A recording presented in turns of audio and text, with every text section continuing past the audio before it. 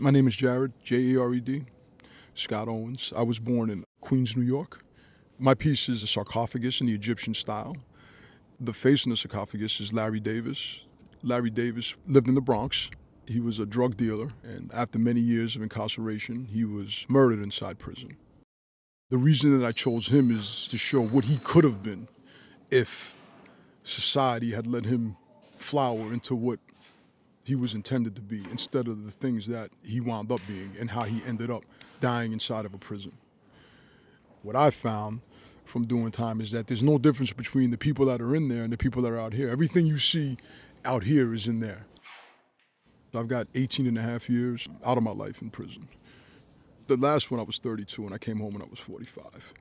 Doing time basically is like being in DMV or waiting in traffic, and you're sitting there, you're waiting, and at the same time, you're living under this stigma that you're this bad person and you're not a human. They try to dehumanize you in there, but I studied while I was incarcerated. My education came primarily from art magazines, art news, art forum, and all my technical aspects of what I learned from art. I learned from Dick Blick.